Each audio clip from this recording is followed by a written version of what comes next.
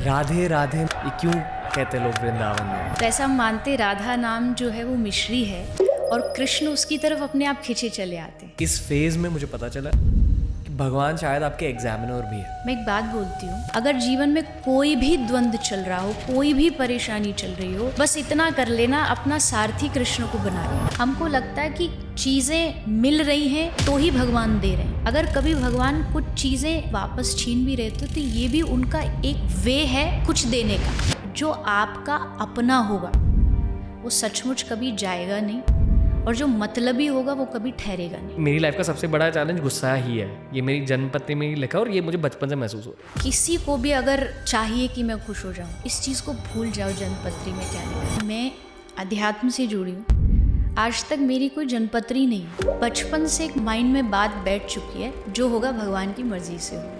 तो कभी भी बुरा भी हुआ तो भी वो अच्छा ही लगा, क्योंकि पता वो कर रहा है। तो राधा रानी के जो पिता है वृषभान जी, उन्होंने वृंदावन की जो एंट्री है वहीं पर एक सुरक्षा कर्मी खड़ा किया और जो भी एंट्री करता उसको कहा कि यहाँ कोई कृष्ण नहीं बोलेगा, क्योंकि आई थिंक सनातन धर्म में एक राइवलरी चल रही है ऑनलाइन। धर्म के नाम पे लड़ने वाले तो आई थिंक मुझे लगता है कि कुछ भी नहीं जानते। देवी देवता आपस में नहीं लड़ रहे और तुम उनका नाम ले लेकर के लड़े जा रहे हो, उनके बारे में न जानते हो। अक्सर जो हम भूल जाते हैं वो अपनी आत्मा का जो खाना है वो भूल जाते हैं। And the soul food is devotion. Satsang आप जस्ट ये कह के स्किप नहीं कर सकते, नहीं नहीं नहीं ये सत्संग तो बूढ़े लोगों का काम है।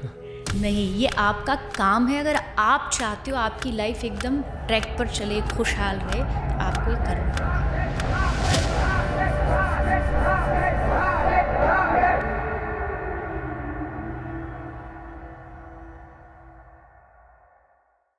इंट्रो में मैं क्या ही कहूँ, देवी चित्रलेखा हमारे देश की एक बहुत ज़्यादा फेमस और बहुत ज़्यादा लव्ड कथावाचक है। आज के पॉडकास्ट में श्री कृष्ण की बातें हो चुकी है, बहुत कुछ सीखा मैंने इस कॉन्वर्सेशन के थ्रू।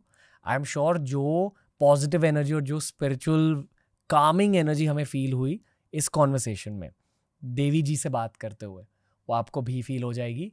ये एक वो वाला TRS एपिसोड है, थोड़ा सा इथीरियल, थोड़ा सा स्पिरिचुअल और पूरी तरह से धार्मिक।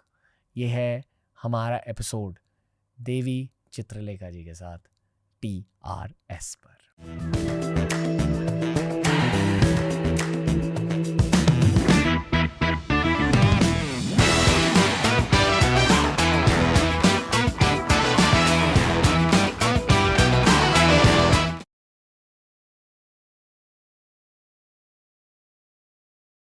देवी जी राधे राधे। राधे राधे। बहुत अच्छा लग रहा है कि आप आज हमें कुछ सिखा कर जाएंगी। I hope. आप कैसे हो? मैं बहुत अच्छी हूँ, भगवान की बहुत कृपा है। एंड आई होप आप भी बहुत अच्छे हैं। मैं ऑनेस्टली लाइफ में थोड़ी टेंशन में हूँ। तो जब ऐसे पॉडकास्ट मेरी लाइफ में आ जाते, जब मैं स्केड्यूल पर किसी स्पिरिचुअल इंसान का नाम देखता हूँ, मुझे पता रहता है कि सिर्फ वो इंसान नहीं आ रहे, उनके साथ उनकी नॉलेज भी आ रही है, उनकी विद्या आ रही है। और वैसे तो ये हमारा शरीर, हमारा दिमाग, ये सब टेम्पररी है। परमानेंट तो नॉलेज, विद्या ही रहती है। बिल्कुल। तो आज मैं आपकी विद्या से भी बात करूँगा। बिल्कुल। आई होप आज की जो कॉन्वर्जेशन हो, हम दोनों के लिए भी कुछ अच्छा सीखने को हो, ऑडियंस को भी हो, कुछ अच्छी बातें हो और विद्या ज्ञान सब कुछ बांटा जाए और हम उसे बटोर सकें, कुछ ले सकें लाइफ में। राधे राधे मतलब क्या? ये क्यों कहते लोग वृंदावन में? क्योंकि वृंदावन की जो इष्ट है वो राधा रानी है। कृष्ण भी है, पर कृष्ण भी है मतलब सेकंड है। पहले जो है वो राधा रानी है, क्योंकि राधा रानी जो है वो कृष्ण की शक्ति मानी जाती है, पावर मानी जाती है। तो अगर आप राधे राधे बोल रहे हो तो ग्रंथों में, शास्त्रों में, सब जगह लिखा है कि एक राधा नाम सुनते ही श्री कृष्ण के कान खड़े हो जाते कि कोई राधा बोल रहा है। तो अगर आप कृष्ण बोलेंगे शायद चांस है कि वो ना सुने या फिर थोड़ा सा इग्नोर कर दे, लेकिन अगर आप राधा बोलते हो तो कि मतलब पक्का है कि एक बार तो उनकी नज़र जाएगी कि किसने राधा बोला। जस्ट लाइक कि एक मिश्री कहीं भी पड़ी हो, लेकिन उसकी सुगंध को सूंघ कर के चींटी कई किलोमीटर दूर से भी आ जाती है। तो ऐसा हम मानते राधा नाम जो है वो मिश्री है, और कृष्ण उसकी तरफ अपने आप खिंचे चले आते हैं, दौड़े चले आते हैं। तो इसलिए एक रीज़न तो ये है। एक रीज़न ये भी है, मैंने ऐसा पढ़ा था कहीं पर, कि जब श्री कृष्ण चले गए ब्रज छोड़ करके, आई थिंक सब जानते हैं स्टोरी, तो कृष्ण के जाने के बाद ब्रज की गोपियाँ और ब्रज की जो श्री राधा रानी है वो इतनी ज़्यादा कृष्ण के लिए रोती थी कि अगर उनके कान में कहीं कृष्ण नाम भी सुन जाता था तो सुनते ही वो बेहोश हो जाती थी। तो राधा रानी के जो पिता हैं, फादर है वृषभान जी, उन्होंने बॉर्डर पर वृंदावन की जो एंट्री है वहीं पर एक सुरक्षा कर्मी खड़ा किया, और जो भी एंट्री करता उसको कहा कि यहाँ कोई कृष्ण नहीं बोलेगा, क्योंकि कृष्ण नाम सुना तो इनकी हालत ख़राब हो जाएगी। तो तब से आप कहीं चले जाओ, द्वारिका जाओगे आपको जय श्री कृष्ण बोलेंगे, जगन्नाथ जी में कृष्ण नाम, लेकिन ब्रज में कृष्ण नाम इसलिए नहीं लिया जाता कहीं उन गोपियों की दशा वैसी ना हो जाए, इसलिए तब से सब लोग राधे राधे बोलने लगे। तो वो राधे राधे का एक प्रचलन ट्रेंड शुरू हो गया, और आज भी ये पहचान है कि जो आपको, जैसे मैं आपसे मिलूँगी, कोई भी राधे राधे बोला मतलब पक्का वृंदावन वाला है, ब्रजवासी है। तो ये मुझे लगता है हमारी पहचान है ब्रज की, वृंदावन की। जनरली स्पीकिंग हाल ही में मेरी लाइफ में 2 चीज़ें हुई हैं। पहली चीज़ ये कि सालों बाद मुझे ऐसा लग रहा है कि कृष्णा लौट कर आए हैं। अच्छा। मैं ये मानता हूँ कि जब कोई सनातन धर्म को फॉलो कर रहा होता, उनके रिक्वायरमेंट्स के अकॉर्डिंग देवता उस इंसान को खुद चुनते अगर आप ट्यून्ड इन हो। और बचपन से लेकर एज 27 या 28 तक कृष्णा ही थे मेरे लाइफ में। अच्छा। और पिछले 2-3 साल के लिए भैरव आ गए, शिव जी आ गए। और मैं कृष्णा के बारे में ज़्यादा सोचता भी नहीं था, और ये मेरे लिए बहुत अजीब था कि ऐसे कैसे छूट गए। लिटरली लास्ट वीक से कुछ हुआ है, या किसी ने मुझे कृष्ण भगवान की मूर्ति गिफ्ट कर दी, मुझे एक पुरानी पेंटिंग मिल गई कृष्ण भगवान की जो मेरे घर में थी, वो अचानक से मिल गई। तो मुझे पता है कि कृष्ण भगवान वापस आ रहे हैं मेरी लाइफ में, इसलिए मैंने आज सोचा कि एक उनकी कहानी की रिवीजन कर लूँ। और ये मैं आप पर छोड़ूंगा कि अगर आपको कृष्ण भगवान की कहानी सुनानी है या राधा माँ की कहानी सुनानी, या क्या दोनों एक ही है, वो पूछना आपसे। एक तो जो आपने कहा ना कि कृष्ण को आप चाहते थे अपनी लाइफ के, थोड़ा टाइम आया फिर अब थोड़ा डिटैच हो गया, या कोई भी रीज़न हो सकता है। एक कृष्ण के भक्त होने के नाते और एक वृंदावन वाला होने के नाते आई कैन अश्योर यू कि कृष्ण छोड़ेंगे तो नहीं आपको। मतलब ये कृष्ण की क्वालिटी कह लीजिए, गुण कह लीजिए, वो एक बार जिसको पकड़ता है ना उसको सारा जीवन, और नॉट जस्ट जीवन, आपके आगे भी आने वाले जितने जीवन है ना उनको छोड़ने वाले नहीं हैं। कृष्ण की जो नाम है, कृष्ण शब्द, इसकी जो व्याख्या है, जो डेफिनेशन है, वो है कर्ष्यति इति कृष्ण। मतलब जो आपको, आपके दिल को खींच लेता हो, चुरा लेता हो। कृष्ण को चोर जस्ट इसलिए नहीं कहा जाता कि बस वो माखन चुराते थे, नहीं, वो दिल चुराते हैं, वो मन चुराते हैं। और एक बार चोरी करने के बाद रिटर्न का कोई पॉलिसी नहीं है उनके जीवन में। एक बार ले लिया तो मतलब उनके हो गए। हमारे ब्रज में ऐसी हंसी में बोलते हैं कि कोई भूत पकड़ ले तो छोड़ सकता है, पर नंद का पूत जिसको पकड़ ले वो किसी को नहीं छोड़ता। मतलब कृष्ण जिसको पकड़ ले उसको नहीं छोड़ सकते। दूसरी बात, जहाँ तक अगर आपका पर्सनल एक्सपीरियंस ये कह रहा है कि अभी आप थोड़े बहुत गुस्सा है या टेंशन है या कुछ भी है, तो मुझे लगता है कि उस दौर से या उस फेस से निकालने के लिए अगर सबसे बड़ी सपोर्ट सिस्टम कोई हो सकती है तो कृष्ण या कृष्ण का नाम है। और ये मैं अपने एक्सपीरियंस बेस्ड बोल सकती हूँ, और इवन हिस्ट्री को देख के बोल सकते हैं।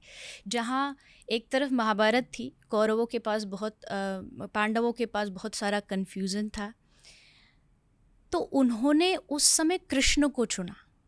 एंड आई थिंक मेरे जीवन की ये पॉलिसी है, जब भी ऐसा कुछ चल रहा हो ना लाइफ में ऊपर नीचे, तो जस्ट एक काम करो, पॉज एंड प्रे।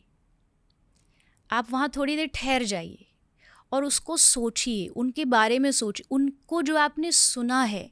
अगर जीवन में कोई भी द्वंद्व चल रहा हो, कोई भी परेशानी चल रही हो, बस इतना कर लेना, अपना सारथी कृष्ण को बना लेना, और उसका रिजल्ट, उसकी जो डेस्टिनी है वो ऑलवेज विक्ट्री ही होगी। क्योंकि हमने इतिहास पढ़ा है, 100 कौरवों पर जो जीत हुई वो 5 पांडवों की हुई, जबकि ये एक इम्पॉसिबल टास्क है। अगर आप लॉजिकली सोचेंगे तो 100 लोग हमेशा जीतेंगे रादर देन 5 लोग, क्योंकि उनके पास पावर ज़्यादा थी, उनके पास अक्षौणी सेना थी, नारायणी सेना, जिसके सामने स्वर्ग का इंद्र भी हार जाता है, बट वहाँ जीते पांडव।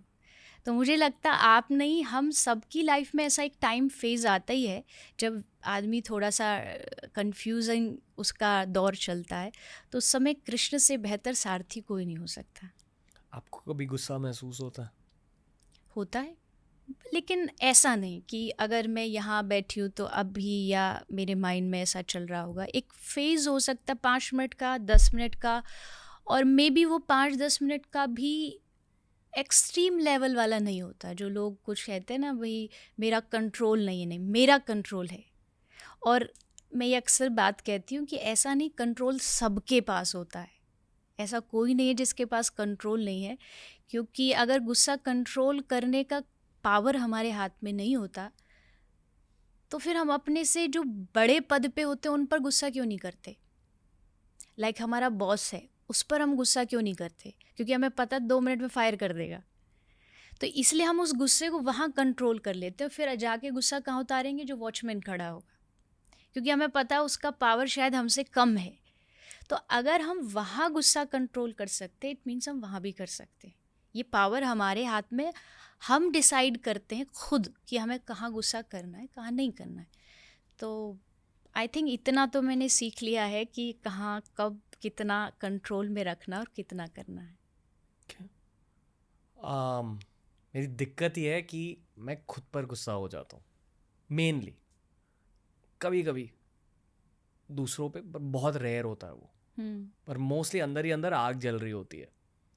पर मैं इस फेज से निकल चुका था बहुत वक्त के लिए। जब 22 साल की उम्र में मैंने मेडिटेशन स्टार्ट करी थी और इस पर कॉन्शियसली फोकस किया।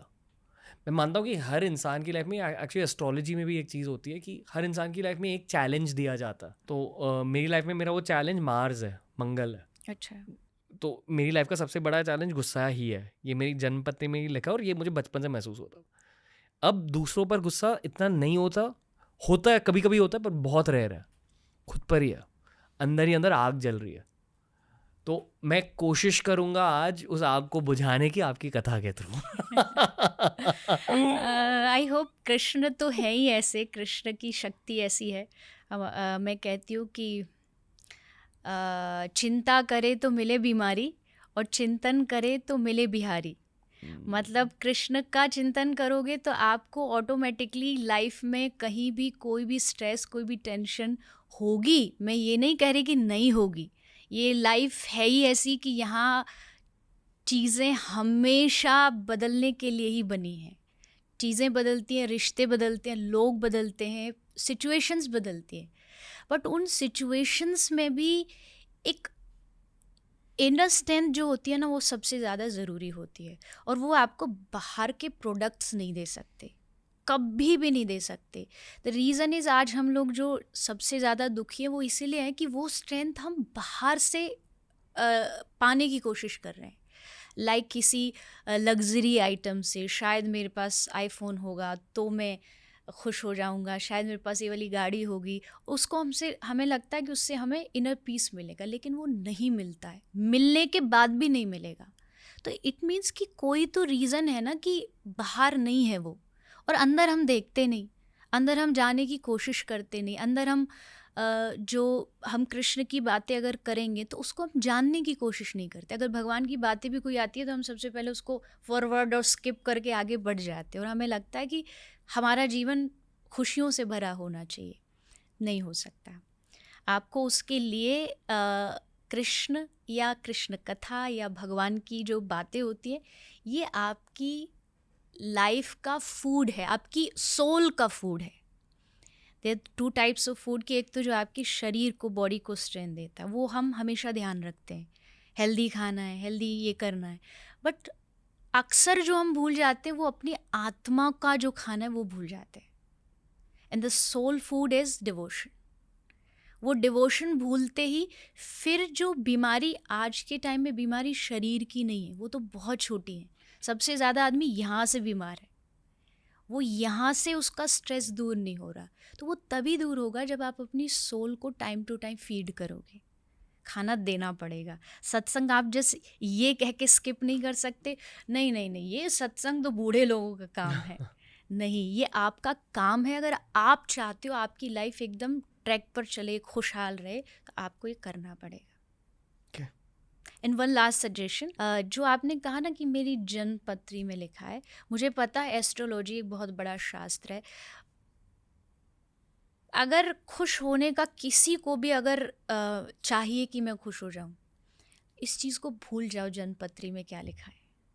ऐसा मैं मानती हूँ, क्योंकि वो एक थॉट हमारे माइंड में स्टक हो जाती है. अगर मुझे गुस्सा किसी और रीज़न से भी आएगा ना, तो मुझे ये लगेगा शायद मेरे लाइफ में लिख चुका है, I can not change it, but we can change it. एक कहावत है कि you can not change your future but you can change your habits, and your habits will change your future. तो ये कभी भी किसी भी सिचुएशन या ग्रह या नक्षत्र या जनपद, आपको जान के अचंभा होगा, मैं अध्यात्म से जुड़ी हूँ, आज तक मेरी कोई जनपत्री नहीं है, आज तक मैंने किसी को हाथी नहीं देखा. आई एम नॉट सेइंग कि जो करते हैं वो गलत है, वो सही है, पर पता नहीं क्यों बचपन से एक माइंड में बात बैठ चुकी है, जो होगा अच्छा होगा, जो होगा भगवान की मर्जी से होगा. तो कभी भी बुरा भी हुआ तो भी वो अच्छा ही लगा, क्योंकि पता वो कर रहा है. तो ये अगर हम समझ लेंगे तो कोई हमें लगता भी है हमारी लाइफ में लिखा हुआ है, तो वो आई थिंक हमें ज़्यादा इफ़ेक्ट नहीं करेगा. ओके. एस्ट्रोलॉजी, ज्योतिष, ये भी एक ऐसी विद्या है जो शो के थ्रू मेरे पास आई. मैंने उसे बुलाया नहीं, वो बस आ गई. सीखा है मैंने उससे थोड़ा बहुत. आई फील कि एक गाइडलाइन होती है आपकी लाइफ के लिए, पर जो आपने कहा यही गेम है कि ठीक है गाइडलाइन जाननी है तो जान लो, पर उसको अंदर सिंक इन करने मत दो, क्योंकि फिर वो एक रियलिटी बन जाती है. I think astrology is a prediction. Prediction can change. वो चेंज होगी हमसे. लाइक हम डॉक्टर के पास जाते हैं, डॉक्टर आपका चेकअप करता है, देन वो कहता है कि आप थोड़ा सतर्क हो जाइए, आपका शुगर लेवल बढ़ा है, मीठा बंद कर दीजिए, अदरवाइज़ डायबिटीज़ हो जाएगा. अब मेरे हाथ में है, अगर मैं उस शुगर को कंटिन्यू करूं तो पक्का डायबिटीज़ होगी, और अगर मैं उसको कंट्रोल कर लूं तो नहीं होगी. सेम वे एस्ट्रोलॉजी आपको एक थोड़ी सी प्रेडिक्शन देती है कि ऐसा हो सकता है, होगा ही, ये कंफर्म नहीं है. अगर आप अपनी आदतें बदल लोगे तो वो भविष्य बदल सकता है. तो in that way it helps कि आपको थोड़ा सा पता चल जाता है. बट वो 100% आप श्योर मान लो, किसी ने कहा कि कोई आपको धोखा देगा, अगले आने वाले 6 महीने में कोई आपका अपना धोखा देगा. अब प्रॉब्लम क्या हो जाएगी, अब जो भी अपना मिलेगा ना उस पर डाउट होगा. अगले 6 महीने तक हर आदमी पे डाउट होगा, ये तो नहीं है, वो तो नहीं, कुछ गलत तो नहीं कर देगा. तो मुझे लगता है भगवान ने जो हमें बनाया ना, कि हमें अपना फ्यूचर नहीं पता, ये एक बहुत बड़ी ब्लेसिंग है. कि जो होगा, जो आएगा देख लेंगे. क्योंकि भविष्य पता भी चल जाता तो आज जो ये जैसी दुनिया दिख रही है ना, वैसी नहीं होती. मुझे पता चल जाए मैं 70 साल तक मरूंगी ही नहीं, चाहे कुछ भी हो जाए, चाहे मेरा गर्दन काट दिया जाए, तो शायद मैं गलत काम करने लग जाऊं, क्योंकि मुझे अपने आप पे कंफर्मेशन है कि नहीं होगा मेरे साथ, मैं मरूंगा नहीं. तो भगवान ने कहा तू अंधेरे में रह, जो होगा आगे चल करके ऑटोमेटिकली तेरे पास आता चला जाएगा. तो आई थिंक मुझे ऐसा लगता है. मैं बस अब्जॉर्ब कर रहा हूँ जो आप कह रहे हो. कथा सुननी है जी. आपको कहाँ से शुरुआत करनी है इसकी? आप बताइए कि आपको राधा माँ की कथा सुनानी है या कृष्ण भगवान की? मेरे लिए तो दोनों ही बराबर है, मेरे लिए दोनों फेवरेट टॉपिक है. क्या दोनों और सेम अलग नहीं है. आंसर आपको पहले ही मिला। अलग नहीं है। बहुत एक सिंपल तरीके से समझाती हूँ। पहले के टाइम में लड़कियाँ चोटी बनाती थी बाल को गूंथ करके। उसमें होता क्या है, उसमें बाल होते हैं, एक ही बाल है, एक ही लड़की के बाल है, बट उसको क्या किया जाता है, उसका पार्ट कर दिया जाता है, 3 उसके पार्ट किए, एंड देन 3 पार्ट करके उसको एक दूसरे के ऊपर ऐसे चढ़ाया जाता है। बाल तो वैसे ही स्ट्रेट थे, बट उसको करके उसका थोड़ा सा और अच्छा बना दिया, उसको एक डिज़ाइन अच्छा बना दिया। राधा और कृष्ण एक है, लेकिन अब उसको और अच्छा बनाना है, सजाना है, तो पहले उनको 2 बनाया गया।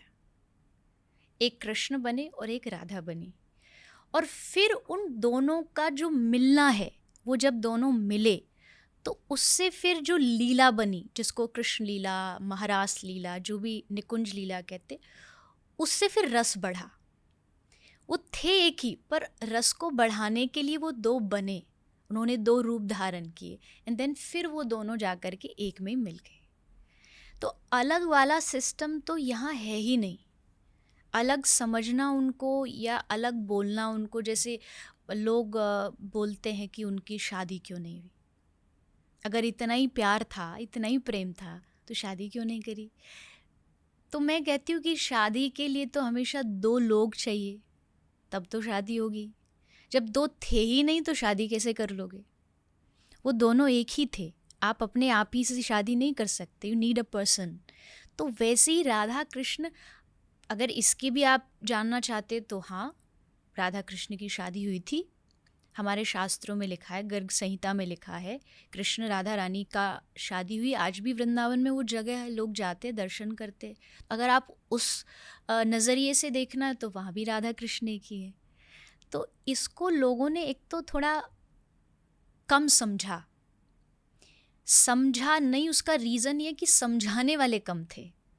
लोगों ने राधा रानी के बारे में अभी कुछ विशेष दिनों से, जनरल पब्लिक ने, वैसे तो राधा रानी के ऊपर इतने ग्रंथ हैं जितने कृष्ण के ऊपर है, बट जनरल पब्लिक थोड़ा सा अब जानने लगी है कि राधा रानी कोई लड़की नहीं थी, कोई नॉर्मल जनरल कोई गोपी नहीं थी, वो कृष्ण का ही रूप है। कृष्ण ने सोचा कि सारी दुनिया मुझे भजती है, मैं किसको भजूं?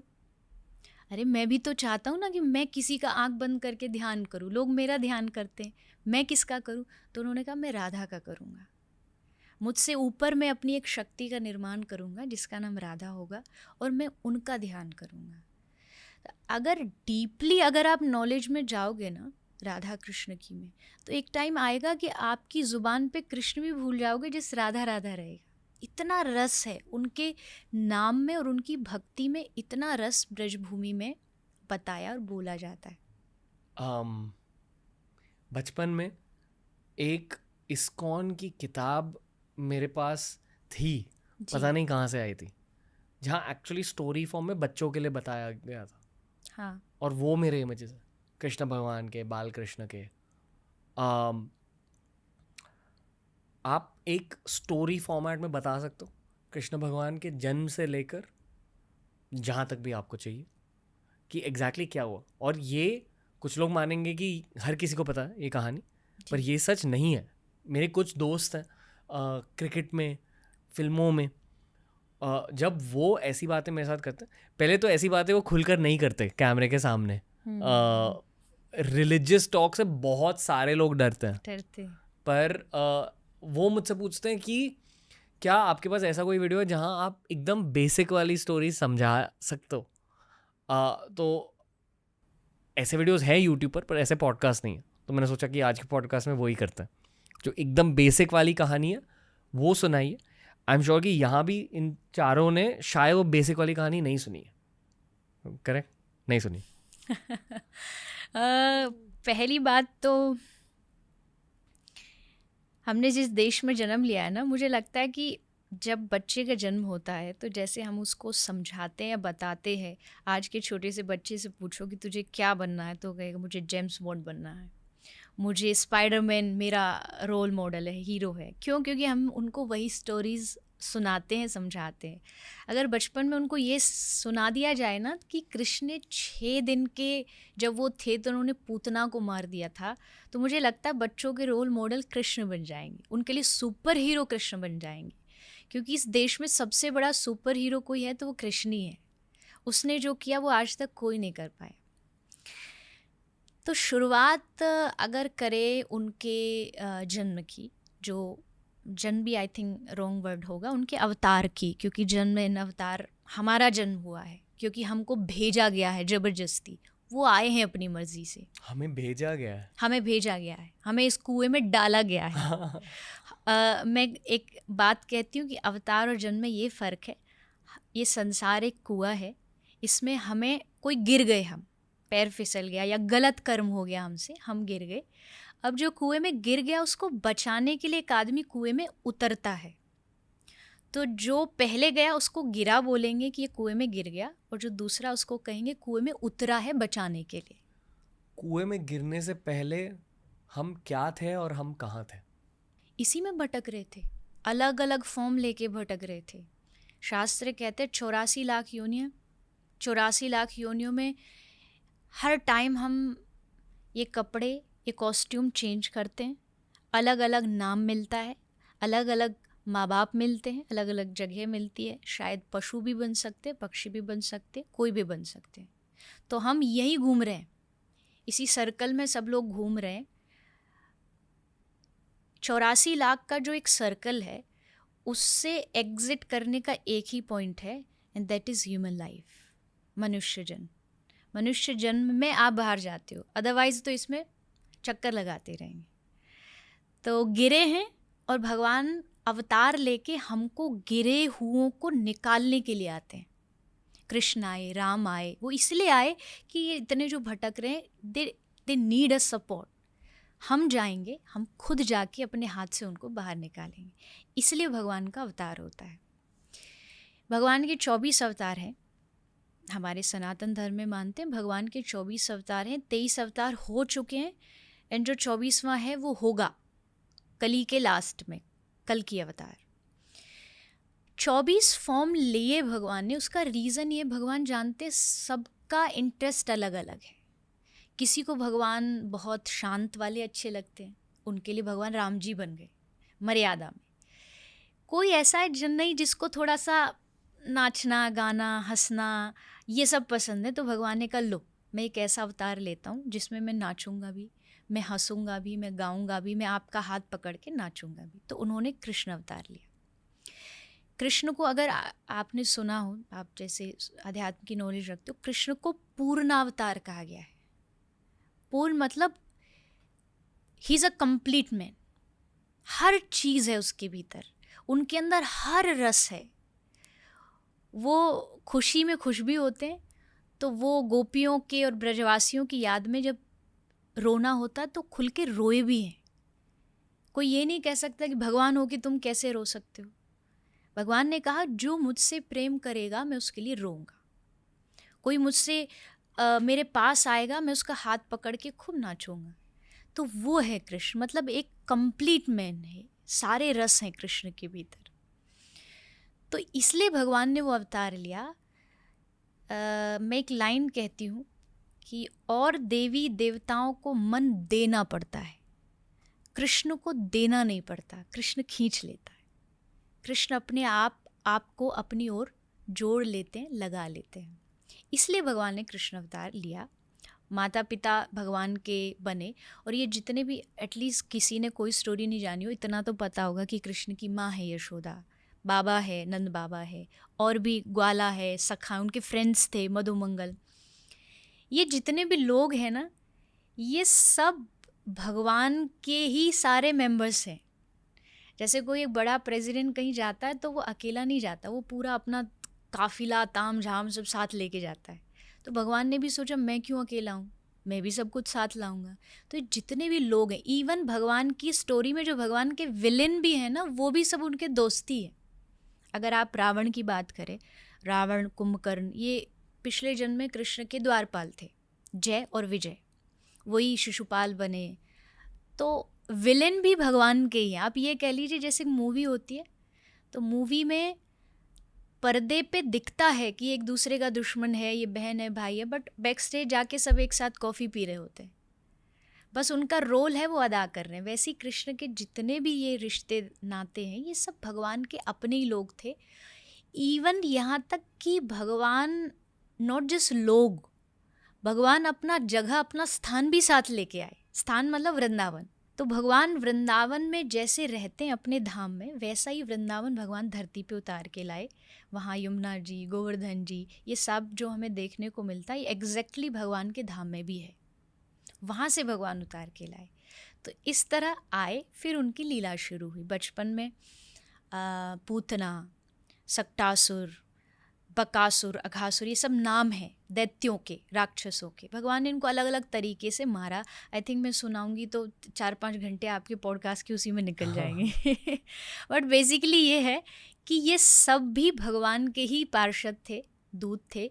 वो अलग अलग रूप लेके, पूतना जैसे नाम आपने सुना होगा, पूतना भी पिछले जन्म में बलि राजा की बेटी थी। भगवान का एक अवतार है वामन अवतार। तो जब भगवान वामन बलि के दरवाजे गए तो उसका नाम रत्नमाला था। तो जब वामन भगवान बहुत सुंदर थे, बहुत सुंदर, बहुत क्यूट से बच्चे बालक थे, तो रत्नमाला को देख के लगा कि ऐसा तो मेरा बच्चा होना चाहिए। तो भगवान ने उसी टाइम उसको कह दिया कि तेरी इच्छा पूरी हो। बट फिर इस कहानी आती है कि वामन भगवान ने 3 पग भूमि लेके बलि से सब कुछ छीन लिया उसका। तो बेटी को गुस्सा आया, उसने कहा ऐसा बच्चा मेरा होता तो मैं तो उसको दूध में जहर मिला के पिला देती। तो भगवान ने कहा तेरी ये इच्छा भी पूरी हो। तो वही नेक्स्ट लाइफ में पूतना बनी। उसने माँ के जैसे भगवान को दूध पिलाया और एक शत्रु के जैसे जहर भी पिलाया। भगवान ने उसके स्तन से दूध पिया। तो ये एक एग्जाम्पल है। ऐसे जितने भी भगवान के ये जितने भी राक्षस हुए, ये सब पिछले जन्म के कोई ना कोई थे जो भगवान का इस लाइफ में लीला में हेल्प करने आए। उन्हें पता था? हाँ बिल्कुल। क्या कंस को पता था कि वो? नहीं, कंस नहीं जानता था। कंस को लगे ये सारे मेरे टीम वाले हैं, बट उसे नहीं पता था ये सारे इनके टीम वाले हैं। या एक ये भी कह लीजिए कि जो जिन्होंने गलतियाँ की, कोई अपराध हुआ, वो यहाँ राक्षस बन के आए। शायद उनको भी नहीं पता था कि जो उन्होंने पाप किए उसके फल से आज वो भगवान के शत्रु बन के आए, दुश्मन बन के आए। लेकिन भगवान को पता है। इसलिए जब भी हम कहते ना भगवान ने ब्रज में, कभी भी हम ये नहीं कहते कि उन्होंने इनको मारा, क्योंकि मारना भगवान की क्वालिटी नहीं है। भगवान की क्वालिटी है तारना, मीन्स उद्धार करना। तो ऐसा लिखा है भागवत जी में, पूतना मरी तो तुरंत विमान आया और विमान में बिठा के पूतना को जहाँ उन्होंने अपनी माँ देवकी और यशोदा को रखा, वहाँ वही गति, वो मुक्ति उन्होंने पूतना को दी। तो भगवान तो ऑफ कोर्स वो अंतर्यामी, उनको सब पता है कि यहाँ सामने जो मेरा आया ये दुश्मन नहीं है, मेरा ही है। जो कृष्ण भगवान के जन्म की कहानी है जो जेल में हुई जी, उसका कॉन्टेक्स्ट दीजिए और ये भी बताइए कि कंस कौन थे। कंस एक कालनेमी नाम का असुर था लास्ट लाइफ में, पिछले जन्म में। और कंस की ही चचेरी बहन, मतलब कंस के चाचा हैं कंस के चाचा हैं, उनकी बेटी जो देवकी माता हैं, बहुत प्यार करता था कंस अपनी बहन से। उसको बहुत लाड था। इवन जब उनकी शादी हुई तो शादी में अक्सर कोई सारथी जाता है रथ में बिठा के उनको विदाई करने के लिए। कंस बोले मैं जाऊंगा, मेरी बहन है, मैं उसको ससुराल तक छोड़ के आऊँगा, मैं प्यार करता हूँ इसको। तो लेके जा रहा था और फिर रास्ते में वो आकाशवाणी हो गई। देवताओं ने सतर्क कर दिया कि जिसको तू इतने प्यार से ले जा रहा है, इसी देवकी का 8वां जो बेटा होगा, पुत्र होगा, वो तुझे मारेगा। बस तुरंत चेंज। अब तक जितना प्यार था देवकी से वो एकदम टर्न हो गया और तलवार लेके मारने लग गया। तो देवकी के जो पति हैं श्री वसुदेव जी, भगवान के फादर, उन्होंने कंस को थोड़ा समझा बुझा के मनवा लिया कि देवकी को मत मारो। देवकी का 8वां बच्चा होगा या जितने भी 8 बच्चे होंगे मैं सबको लाके तुम्हें दूंगा, तुम उनका जो करना चाहो करना। तो कंस ने एक एक करके सब बच्चों को मारना शुरू कर दिया। जैसे जैसे 6 बच्चे हुए 6 को मार दिया। अब सातवां जो देवकी का पुत्र है माता देवकी के, वो है बलराम जी। अब भगवान की देखो प्लानिंग, देखो क्या कैसे प्लान करके आई अपना पूरा लीला। देवकी माता का सातवां जो बेटा है उसको भगवान ने योग माया से कह के ट्रांसफर कराया रोहिणी माता के घर में। रोहिणी मैया वसुदेव जी की दूसरी पत्नी है जो ब्रज रहती थी, कंस के डर के मारे रहती थी। तो भगवान ने योग माया को कहा देवकी मैया का जो 7 चाइल्ड है उसको जाके रोहिणी माता के घर में डाल दो ताकि वो बच जाए और बलराम जी का जन्म हो जाए। तो कृष्ण के बड़े भाई जो बलराम जी हैं वो रोहिणी जी के गर्भ से पैदा हुए। और फिर बारी आई 8वें की, कृष्ण आने वाले हैं। कृष्ण जानते हैं कि कंस ने बहुत सिक्योरिटी लगा रखी थी, ताले बंद, वसुदेव देवकी के हाथों में हथकड़ियाँ, बहुत सारे अंगरक्षक खड़े हैं। पर कृष्ण सर्व सामर्थ्य, वो कुछ भी कर सकते हैं। जैसे वो आए, आते ही उनका जन्म हुआ। जन्म मतलब वो ऐसे नहीं आए कि गर्भ से पैदा हुए, वो एक अवतार लेके आए। शंख चक्र उनके हाथ में था, 4 भुजाएं थी। तब देवकी माँ ने निवेदन किया कि आप बच्चे बनो, मैं आपको छोटे बालक के रूप में देखना चाहती हूँ। तो वो बच्चे बन गए और कहा कि अब मुझे गोकुल छोड़ाओ, मैं आऊँगा 11 साल बाद वापस। तो श्री वसुदेव जी उनको सर पे रख के ले जा रहे हैं। और कृपा देखिए भगवान की कि सर पर भगवान आते ही उनके हाथों की हथकड़ियाँ ऑटोमेटिकली टूट गई। दरवाजे के जो ताले थे वो सब ऑटोमेटिकली टूट गए। जितने पहरेदार, सिक्योरिटी गार्ड, सबको नींद आ गई, सो गए। और वहाँ जब गए वसुदेव जी, और वहाँ यशोदा मैया के पास एक बच्ची सोई थी, योग माया ही थी वो, उनको लेके कृष्ण को वहाँ छोड़ के वापस आ गए। और जैसे वापस आए फिर से अपने आप ताले लग गए, हाथों में हथकड़ियाँ लग गई।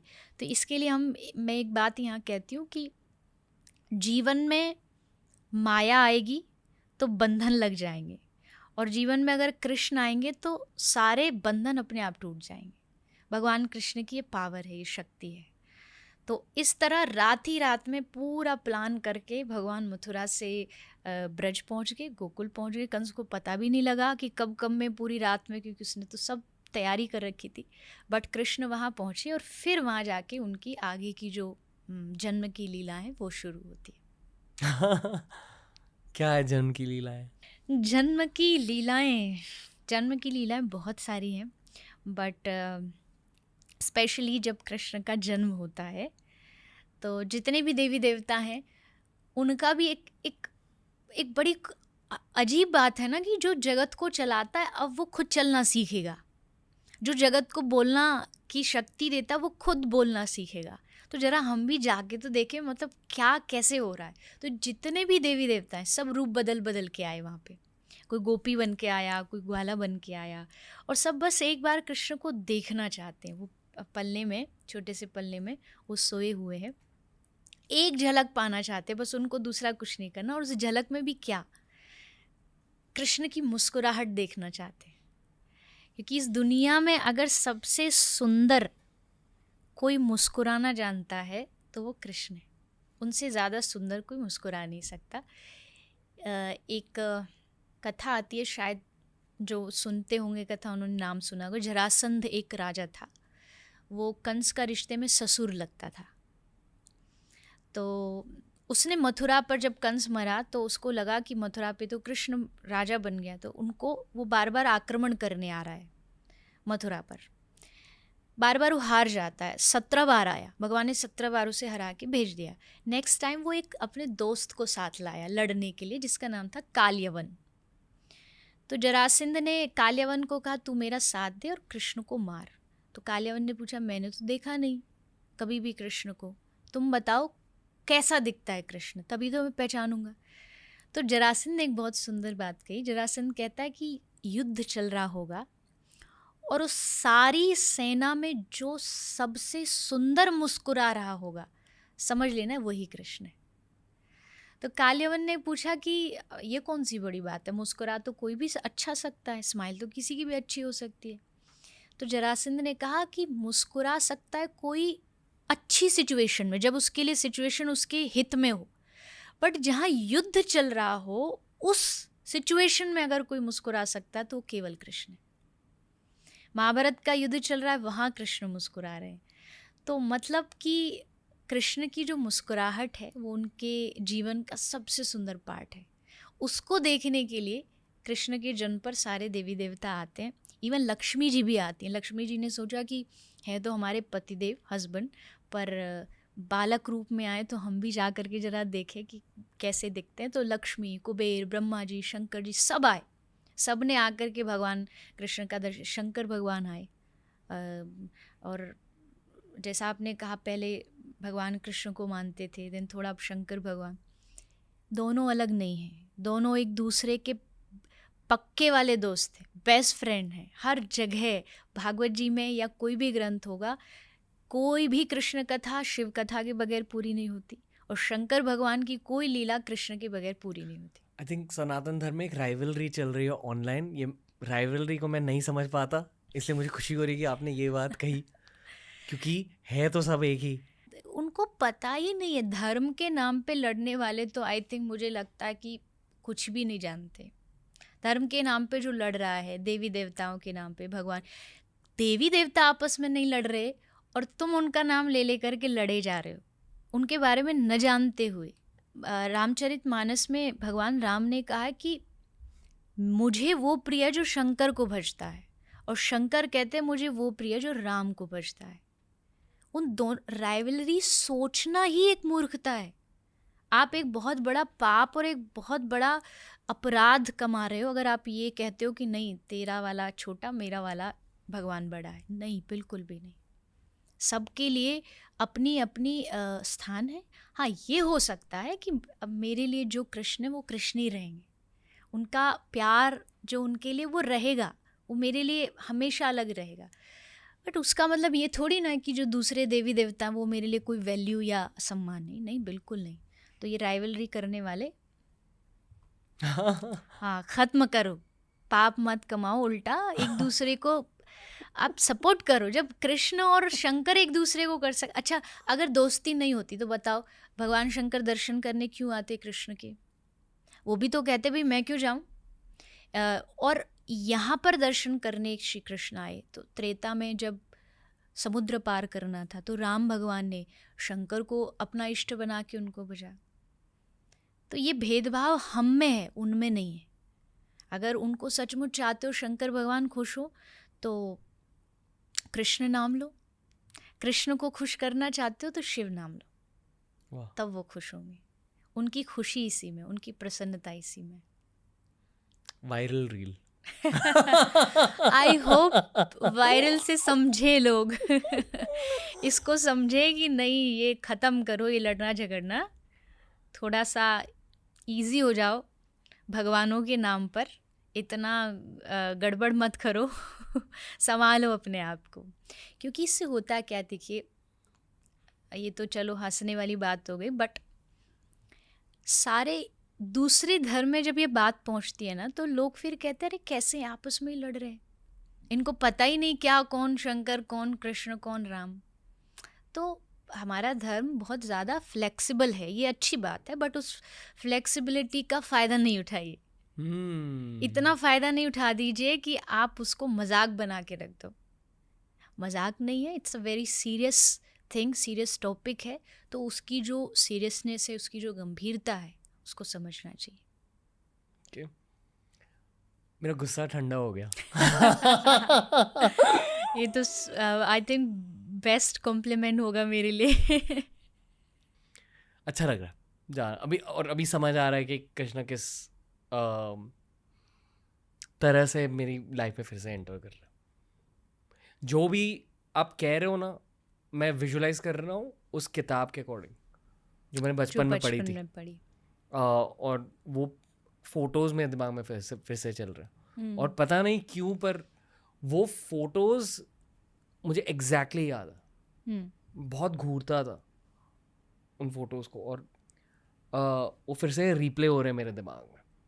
नहीं, मुझे अब देखो, मैं हमेशा ही बात बोलती हूँ और आपकी ये जो एक्सपीरियंस है इससे तो और ज़्यादा समझ आता है कि बचपन में जिसने धर्म, भक्ति, स्पिरिचुअलिटी ये जो जिसने घोल के पी ली हो ना, तो उसको पूरी लाइफ वो हेल्प करती है।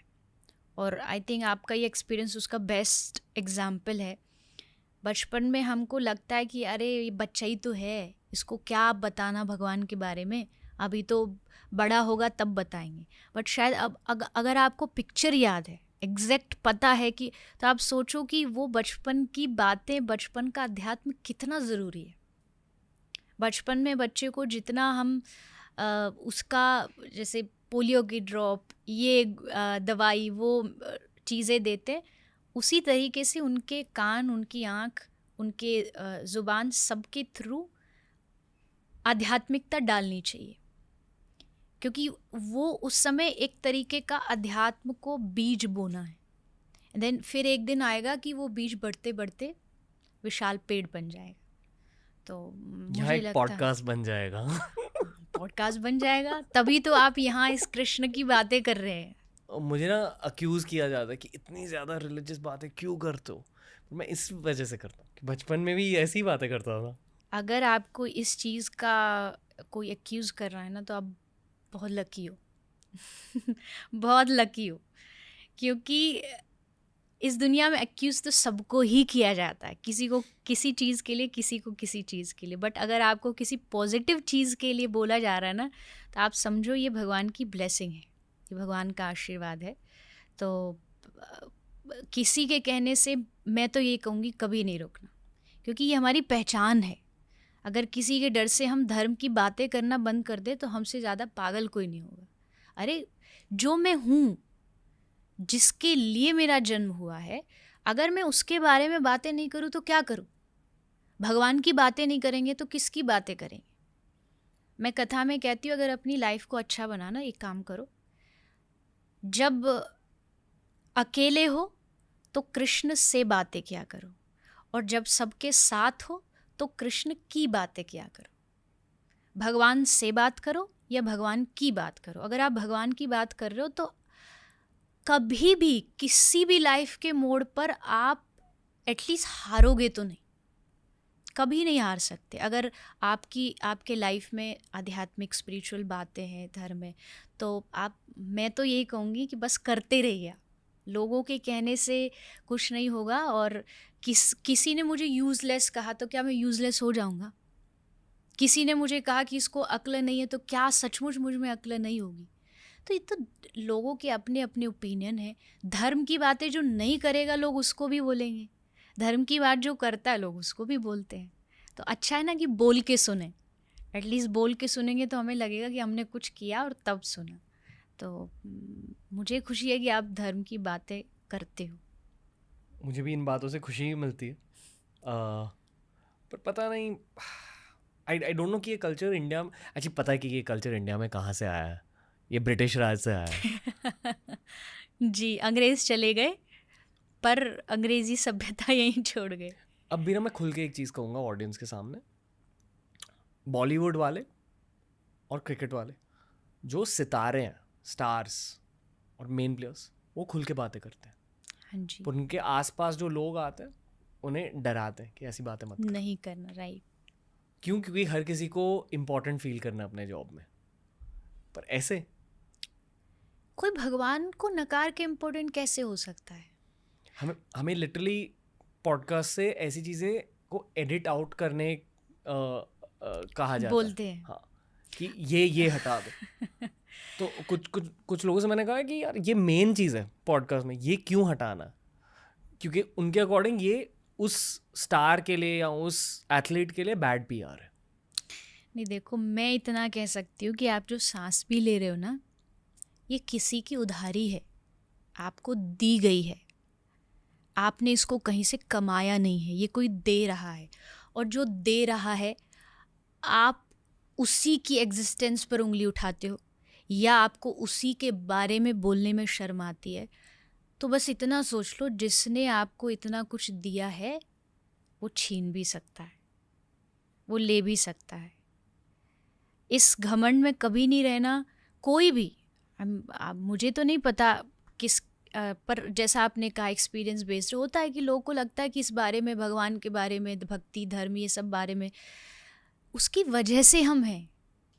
भगवान ने जन्म न दिया होता तो आज इस धरती पर नहीं हो रहे होते।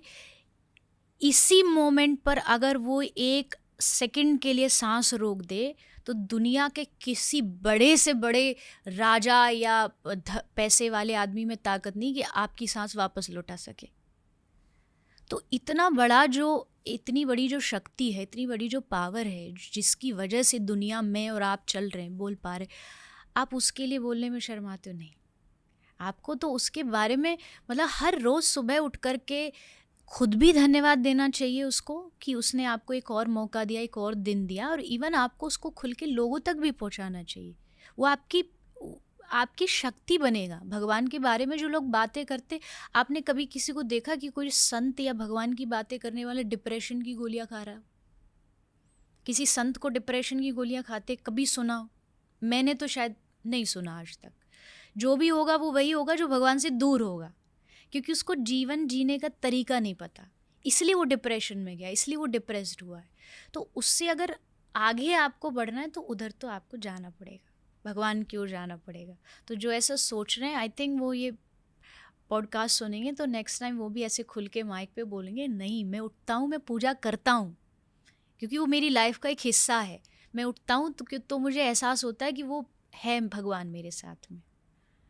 तो आई होप लोग समझे इस बात को। मेरा मानना ये है कि अगर आपके दिमाग में कहीं से एक थॉट आ गई कि क्रिएटिवली मुझे ये करना है या लाइफ में अब मुझे ये करना है, और वो थॉट आपके दिल में बैठ जाती है, फिर आपकी थॉट नहीं होती और कहीं से आई है, शायद भगवान ही डाल देते। और जो सबसे बड़े मोमेंट्स होते हैं किसी के करियर में, वो हमेशा एक थॉट से जन्मे होते हैं, वो थॉट भी भगवान ही डालते हैं जी। तो हाल ही में मैंने ही नहीं, आई फील कि मेरी पूरी टीम ने एक नेशनल अवार्ड जीता था जी। वो मेरा अवार्ड नहीं, पूरी टीम का अवार्ड है। राइट। मैं बस इस टीम का चेहरा हूँ। हाँ जी। ठीक है।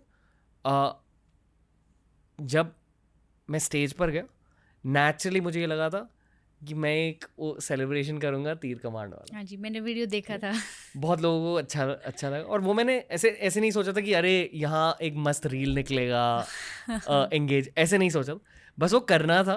क्योंकि मैं बहुत ज़्यादा क्रिकेट और फुटबॉल देखता हूँ, और वहाँ सेलिब्रेशंस होते हैं, जब कोई गोल करता है तो कोई ऐसे कुछ सेलिब्रेशन कर ले। पर वो मैंने किया था अर्जुन के लिए, क्योंकि बचपन में मेरे आइडल वो थे। और वो जो पंछी वाली कहानी, आँख पे, हाँ, उस कहानी से मैंने बहुत कुछ सीखा है, उस कहानी से मैंने बहुत कुछ अब्जॉर्ब किया जी। उस कहानी के लिए मैंने वो तीर कमांड वाली सेलिब्रेशन करी। लोगों को अच्छी लगी, पर मीडिया के बैक एंड में, यानी कि मीडिया जो लोग देखते हैं, ये फ्रंट एंड होता है, एक पूरी दुनिया होती है मीडिया की बैक एंड की, जहाँ बहुत सारे PR प्रोफेशनल्स होते हैं, जर्नलिज्म की दुनिया भी उसका एक हिस्सा होती है, एजेंसी ओनर्स होते हैं, मीडिया एंटरप्रेन्योर्स होते हैं। वहाँ उस मोमेंट को लेकर बहुत ज़्यादा क्रिटिसिज्म हुई थी, इसी वजह से कि यार ये देखो फेक, गिमिकी, इनजेन्युइन। आपको इस दुनिया में ऐसा कोई इंसान या ऐसा कोई भगवान मिला है जिसको हर आदमी प्रेज करता हो? क्या आपको ऐसा कोई इंसान मिला है जो हर इंसान, आई थिंक जितने भी इस एटलीस्ट भारत की बात करते हैं कि भारत में जितनी पॉपुलेशन है, क्या हर आदमी भगवान कृष्ण को चाहता है या उन पर उंगलियां भी उठाता है? तो अगर आप सर्च करेंगे, अपने आसपास ही देख लेंगे, तो 5 में से 3 लोग शायद प्यार करते और 2 लोग शायद ऑपोजिट में खड़े होंगे। तो जब भगवान की अपोजिशन में लोग हो सकते, तो क्या इंसान के में नहीं हो सकते? इंसान के विरोध में लोग बोलना ये सदियों से चलता आया है, और अगर मैं या आप ये चाहूँ कि नहीं, मैं तो जहाँ जाऊँ बस ऐसे ऐसे हो, सब वाह वाह वाह वाह हो, ये इम्पॉसिबल है। भगवान के लिए नहीं पॉसिबल हो पाया, तो हम इंसानों के लिए तो कभी नहीं हो सकता। यहाँ एक और भी चीज़ मैं अगर आगे बढ़ के ये भी बोल दूँ कि यहाँ वही बड़ा बना है जिसका हमेशा कुछ ना कुछ क्रिटिसिज्म जिसने झेला है, या ये कह सकते हैं कि जैसे कुम्हार मिट्टी को बिगाड़ता है ना, बिगाड़ने का मतलब ये है कि वो कुछ नया क्रिएट करना चाह रहा है। तो अगर भगवान के, आपने कहा भगवान की इच्छा है, तो भगवान अगर ऐसा कुछ कर रहे हैं ना, तो मतलब कुछ क्रिएशन हो रहा है, कुछ भी अच्छा हो रहा है। ये बात हमने सुनी बहुत होगी कि क्रिटिसिज्म हमारी लाइफ के लिए बहुत अच्छा होता है, बट एक पॉइंट के बाद ये समझ आता है, नॉट जस्ट वर्डिंग में बोल दिया, नहीं, ये एक पॉइंट के बाद समझ आएगा कि मैं मानती हूँ दुनिया भगवान ने बनाई किस लिए। मैं मानती हूँ दुनिया भगवान ने बनाई है आपकी टांग खींचने के लिए, आपकी बुराइयाँ करने के लिए। वाह। अदरवाइज तो दुनिया का हमसे क्या लेना देना। अच्छा चलो ठीक है, मेरा लेना देना फैमिली से होगा, परिवार से होगा, भगवान से होगा। मेरे घर के बाहर जो लोग हैं उनसे मेरा क्या लेना देना, क्यों उनकी एग्जिस्टेंस है। तो मुझे लगता है वो इसीलिए है कि वो खींचेंगे पीछे आपको, वो बार बार आपको पीछे खींचेंगे और आपको एट एनी कॉस्ट उनकी बातों को या तो अनसुना कर दीजिए। अनसुना नहीं कर पा रहे हो, इतनी पावर नहीं है, तो उनकी बातों से जैसे कहा कुछ चीज़ अपनी लाइफ में अच्छी हो सकता है। क्रिटिसिज्म कभी कभी अच्छा भी हो सकता है कि हम शायद गलत हो और वो हमें चीज़ों को ठीक करने के लिए, पर ऐसा चांस बहुत रेयर होता है क्योंकि आजकल सोशल मीडिया ऐसा है ना कि यहाँ लोग आपके लिए अपने मन से स्टोरीज बना लेते हैं। उनको लॉजिक से और आपकी जीवन से कोई लेना देना नहीं, आपकी असलियत से कोई लेना देना नहीं। वो बस आपको 1 घंटे के पॉडकास्ट में देख रहे हैं, आप इसके बाद क्या कर रहे हो उनको 1% भी कोई पता नहीं है। तो उनको कोई हक नहीं है कि वो आपके, मेरे या किसी के बारे में बोलें, बट वो फिर भी बोलेंगे, वो रुकेंगे नहीं। क्योंकि लोग बोलते, इस पे एक छोटी सी कहानी भगवान शंकर की है। भगवान शंकर पार्वती जा रहे थे, नंदी भगवान का वाहन है, दोनों उस पर बैठे थे। तो शंकर भगवान जा रहे हैं तो एक गांव में पहुँचे तो गांव वाले लोग बोले, अरे राम राम राम, देखो कितने निर्दयी लोग हैं, दोनों पशु के ऊपर बैठे हैं। एनिमल राइट्स वाले आ गए कि अरे दो लोग बैठे हैं। तो भगवान शंकर, माता पार्वती ने कहा क्या करे। तो भगवान शंकर, पार्वती जी बोली आप बैठो, मैं नीचे चलती हूँ। तो भगवान शंकर बैठ गए, पार्वती जी पैदल पैदल जा रहे। नेक्स्ट गांव में पहुँचे तो वहाँ गांव वाले ने देख के बोला, अरे राम राम राम, कैसा इंसान है, पत्नी पैदल जा रही है, खुद बैठा है नंदी पे। शंकर भगवान ने कहा कि तुम बैठ जाओ, मैं पैदल चलूँगा। तो अब माता पार्वती बैठ गई, शंकर भगवान पैदल जा रहे। नेक्स्ट गांव में पहुँचे तो लोग क्या बोले, अरे राम राम, देखो देखो जोरू का गुलाम जा रहा है, अरे खुद पैदल चल रहा है, उसको बिठा रखा है। भगवान शंकर ने कहा एक काम करो, हम दोनों ही नीचे उतर जाते हैं, हम दोनों ही पैदल चलते हैं। दोनों पैदल चलने लगे। भगवान ने सोचा अब तो कोई कुछ नहीं कहेगा, बोलेगा। नेक्स्ट गांव में जैसे पहुँचे तो नेक्स्ट गांव वाले क्या बोले, अरे राम राम, कैसे लोग हैं, व्हीकल वाहन है और फिर भी पैदल पैदल जा रहे। मुझे लगता है यही है दुनिया। आप कुछ भी कर लो, एट एनी कॉस्ट आपका ये क्रिटिसिज्म तो होगा ही होगा। और ये भी बात सच्ची है कि कामयाबी इतना शोर नहीं मचाती जितना बदनामी मचाती है, क्योंकि वो लोगों को एक्सेप्ट करने में इजी बहुत लगती है। किसी की बड़ाई या प्रशंसा करने में बहुत हिम्मत लगती है। बुराई देखो, कोई भी आप कमेंट खोल के देख लो तो आपको बुराइयों से भरा हुआ मिल जाएगा, बट उस पर जाएंगे तो आई थिंक कोई दुनिया में कुछ नहीं कर सकता। तो लोग जो कह रहे हैं आप उनको कहने दो, आप जिस सोच से आगे बढ़ते हैं उससे आगे बढ़ना चाहिए। बहुत ऑनेस्ट पॉडकास्ट बन रहा है। पता है ये ऑनलाइन ट्रोलिंग की बातें बहुत होती हैं पॉडकास्ट पर। इनफैक्ट मैं इसकी बातें करता नहीं क्योंकि इतनी ज़्यादा होती हैं। एंड मेरा मानना ये है कि बहुत सारे लोग ऑनलाइन ट्रोल होते हैं, तो ये बहुत नॉर्मल चीज़ है अगर आप सोशल मीडिया पर मेरा इशू ऑफलाइन ट्रोलिंग के साथ है। जो मैंने अब बात करी बैक एंड के बारे में या डिसीजन मेकर्स के बारे में, अलग कंपनीज के फाउंडर्स के बारे में, आई डोंट इवन माइंड अगर वो आपको क्रिटिसाइज़ कर रहे हैं, पर लोग कभी कभी ना करियर जेपर्डाइज करने की कोशिश करते हैं, मतलब आपसे अपॉर्चुनिटी छीन लेते हैं। स्पेशली जो इन्फ्लुएंशियल लोग होते हैं, फॉर सम रीज़न वो आपके साथ कनेक्ट नहीं कर पाते। बहुत सारे लोग मेरे साथ कनेक्ट नहीं कर पाते रिलीजियस कंटेंट की वजह से, मुझे पता है, ऑटोमेटिकली रिजेक्ट करते। बाकी का स्पोर्ट्स कंटेंट भी नहीं देखते क्योंकि रणवीर बना रहे हैं और रणवीर ऑब्वियसली बहुत ज़्यादा रिलीजियस है।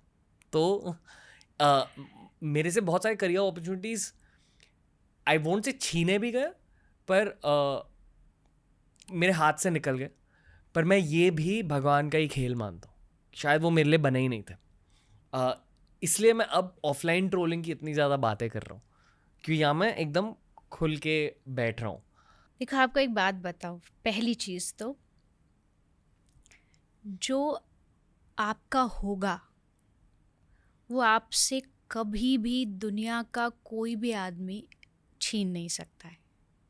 जो आपके लिए भगवान ने बनाया है, चाहे वो करियर हो, चाहे वो अपॉर्चुनिटीज़ हो, या कोई इंसान हो, क्योंकि अक्सर यही इन्हीं चीज़ों से हम लड़ते हैं कि भाई कोई चाहिए था वो छोड़ के चला गया, कोई अपॉर्चुनिटी थी वो चलेगी। मुझे लगता है कि जो चीज़ अपनी होती है वो कभी जाएगी नहीं, और जो चीज़ चली गई वो कभी अपनी थी ही नहीं। अपने माइंड को बस इतना ही थॉट दे के हमको माइंड को एक प्रोसेस करना पड़ता है कि सचमुच ये जो अस्तित्व है, जिसको लोग कहते हैं यूनिवर्सल, जो एक एनर्जीज़ है, हम उसे भगवान बोलते हैं, तो उसने हर एक चीज़ को कहीं ना कहीं आपके लिए पहले से लिखा है। इवन उन्होंने भी लिखा है और आप भी लिख रहे हो, आप जो कर रहे हो। अब मैं मेहनत कर रहा हूँ, कर रही हूँ। अक्सर लोगों को बहुत डाउट हो जाता है कि भाई मेहनत किया एंड देन उसके बाद जैसे आपने कहा अपॉर्चुनिटी आई, उसको कोई और ले गया। नहीं, उससे बड़ी अपॉर्चुनिटी भगवान ने एटलीस्ट आपके लिए कहीं बना रखी है, वो है। और ये जस्ट दिल को तसल्ली देने वाली बात नहीं है, ये सच है। और उस समय ये सोचना चाहिए कि मेरे डिसीज़न से ज़्यादा पावर है भगवान के डिसीज़न में। उनको पता है इसको कब कौन सी चीज़ कहाँ देनी है, इसके लिए कहाँ ज़रूरी है। तो अगर उसने छीना, इसका मतलब है कि कुछ बड़ा देने वाला है या कुछ अच्छा देने वाला। बड़ा इन दी सेंस कि यही नहीं कि अपॉर्चुनिटी बड़ी। कभी कभार ना हमको लगता है कि बहुत चीज़ें मिल रही हैं तो ही भगवान दे रहे हैं। अगर कभी भगवान कुछ चीज़ें आपसे ले भी रहे होते हैं, वापस छीन भी रहे होते हैं, तो ये भी उनका एक वे है कुछ देने का। हो सकता है कि उसके जाने से स्ट्रेस कम हो जाए। कोई आदमी है, वो लाइफ में उसके कारण हमारे लाइफ में बहुत स्ट्रेस है, बहुत परेशान है, वो दूर हो गया। भगवान ने दूर इसलिए किया क्योंकि वो आपका नहीं था और आपको उससे स्ट्रेस मिल रहा था, और ये भगवान देख नहीं पा रहे थे। उनको लगा मेरा बच्चा देखो दिन रात रोता रहता है कि ऐसा हो गया वैसा हो गया। और जो आपका अपना होगा वो सचमुच कभी जाएगा नहीं, और जो मतलबी होगा वो कभी ठहरेगा नहीं। यहाँ ब्रेकअप एडवाइस भी दे रहे हो। हाँ, काम आ जाएगी, ले सकते हो आप थोड़ा थोड़ा, क्योंकि ये तो सबका सिचुएशन है आज के टाइम में। कहीं भी कोई भी रिश्ते में ये वाला लॉजिक काम आएगा ही आएगा। अपॉर्चुनिटीज के साथ भी, अपॉर्चुनिटीज या रिश्ते सेम ही है। सेम ही है। कहीं ना कहीं आप उनसे जुड़े हो, आपको वो चाहिए, आपको अपॉर्चुनिटीज़ चाहिए, आपको लोग चाहिए, आपको रिश्ते चाहिए। बट हर अपॉर्चुनिटी, हर रिश्ता, हर आदमी हमारे लिए नहीं होता है। कुछ चीज़ें छोड़ने के लिए होती हैं। और एक मूर्ति बनाने के लिए उसमें कुछ भी ऐड नहीं करना पड़ता है। उसमें क्या करना पड़ता है, उसमें एक्स्ट्रा निकालना पड़ता है। एक मूर्ति जब भी बनेगी तो पत्थर में से जो एक्स्ट्रा होगा वो निकाल दो तो मूर्ति का शेप लगेगा। कई बार हमारी लाइफ में बहुत सारी चीज़ें एक्स्ट्रा होती है, करियर वाइज भी, रिश्तों के लिए भी। वो एक्स्ट्रा लोग कह लीजिए या एक्स्ट्रा बर्डन कह लीजिए, वो हम जानबूझ के अपने पीठ पे ढोते हैं। तो जस्ट आप कुछ मत करिए, ऐड कुछ मत करिए, आप उसको निकालिए। और वो निकालने का डिसीज़न कभी कभी हमारा नहीं, उसका होता है। तो अगर वो छूट भी रहा है तो आई थिंक, मुझे तो यही लगता है कि ये सोचना चाहिए, मेरे नज़रिए से ज़्यादा दूर का जो नज़रिया है वो उसके पास है। और भगवान कोई आपके दुश्मन नहीं है, भगवान हमारे दोस्त है। वो पता है उनको कि ये गलत कर रहा है या इस चीज़ से परेशान है, इसलिए शायद वो अपॉर्चुनिटी हमसे जा रही है। तो भगवान की मर्जी, वही वाली बात होगी। मैं मानता हूँ कि भगवान हमारे दोस्त हैं, पिता माता सब है। शायद अडल्टहुड में एज 22 के बाद जब करियर स्टार्ट होता है, जब दुनिया देखने को मिलती है जी, इस फेज में मुझे पता चला कि भगवान शायद आपके एग्जामिनर भी है। प्यारे एग्जामिनर। टेस्ट तो लेते हैं। आई फील कि सारे भगवान टेस्ट लेते हैं। ओके, और योर देखो ऑनेस्टली जेन्युइनली मुझे लगता है कि मैं काली माँ, शिवजी, कृष्णा से इक्वल प्यार करता हूँ। पर मैं मानता हूँ कि जब आप एक देवता की उपासना करने लगते हो, उस देवता के पर्सनालिटी के अकॉर्डिंग आपके लाइफ में चेंजेस आते हैं। और ये मैंने मेरे कृष्णा उपासना के फेज़ में सीखा है कि कृष्ण भगवान आपको बहुत एग्जाम्स देते हैं, तोहफे भी देते हैं, रिजल्ट में गिफ्ट भी देते हैं, ट्रॉफीज, सब कुछ। राइट। पर पहले के एग्ज़ाम होता है। शायद ये मैंने शिवजी की उपासना के साथ नोटिस नहीं किया है। शिवजी आपको बहुत कुछ बहुत झट से दे देते हैं और उस बहुत कुछ के साथ पीड़ा भी होगी। कृष्ण भगवान का ऐसा नहीं है। एटलीस्ट ये मैंने नोटिस किया, शायद मैं गलत हो सकता हूँ, ये शायद सिर्फ मेरी सब्जेक्टिव रियलिटी हो सकती है।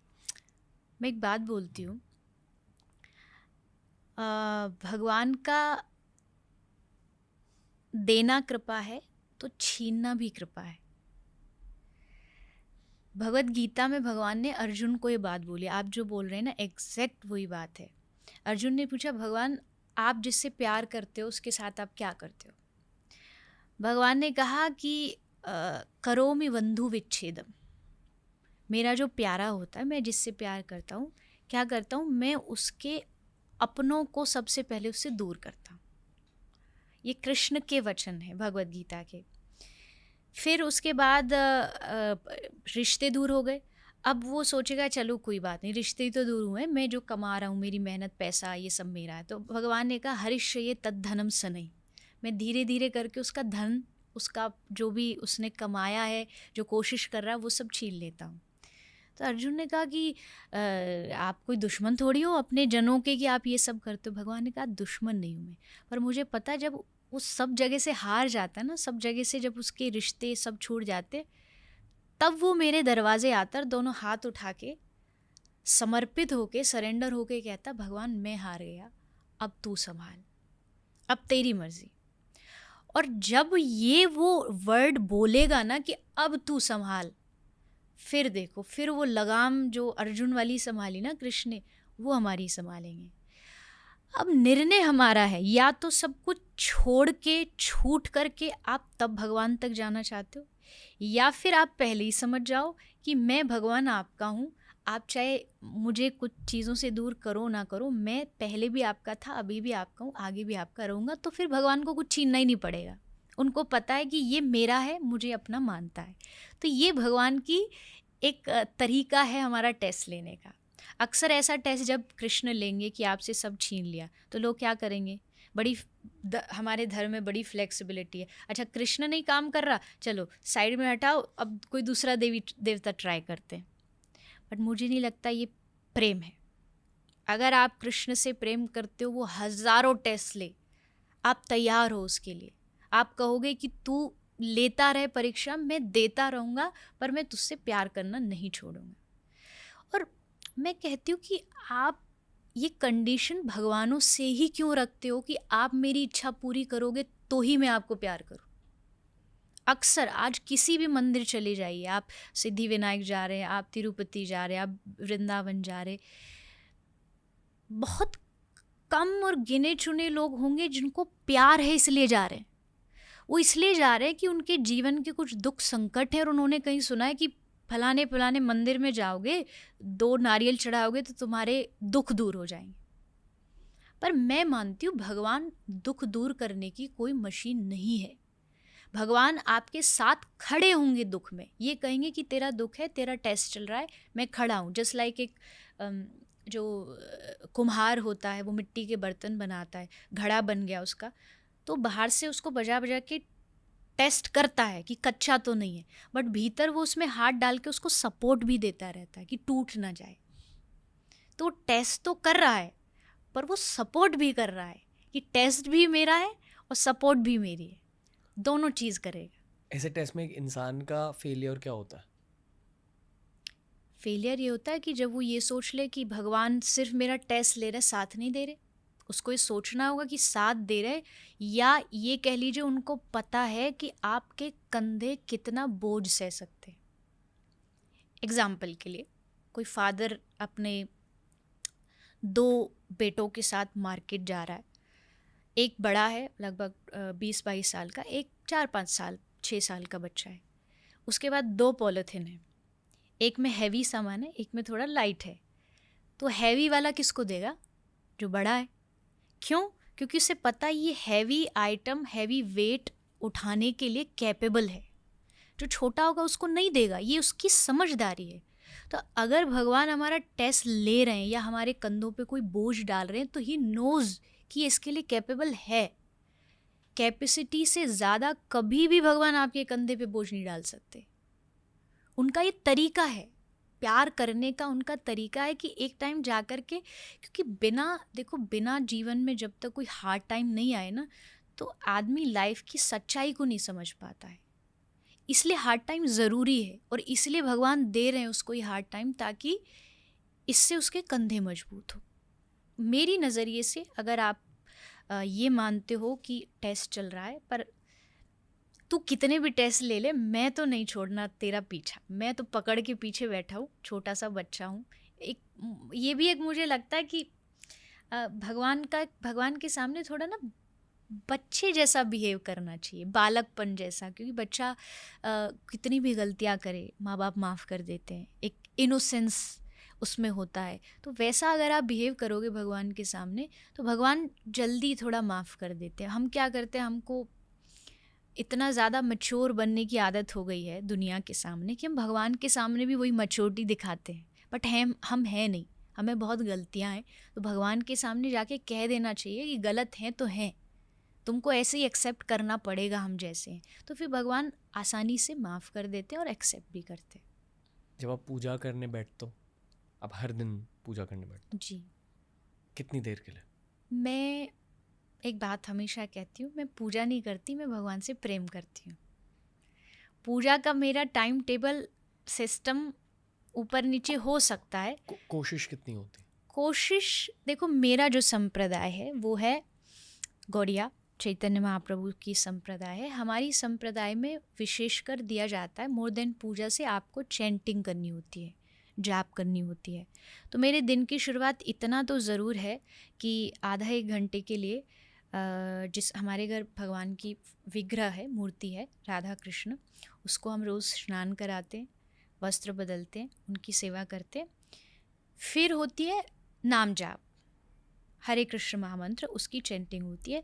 मॉर्निंग में अगर आपको कहीं जल्दी जाना होता है तो आप थोड़ा सा 2-3 माला करके रख देते हैं। अगर आपको नहीं जाना होता है तो एटलीस्ट हमारी संप्रदाय में कहते हैं आपको डेली बेसिस पे 16 राउंड्स इज़ मिनिमम। ये कोई ये नहीं कि 16 राउंड्स कर लिया तो इनफ हो गया, बैग माला का टांग के रख दिया, ऐसा नहीं। फिर पूरा दिन भी जो मेरा रहता है उसमें मेरी माला हमेशा साथ रहती है।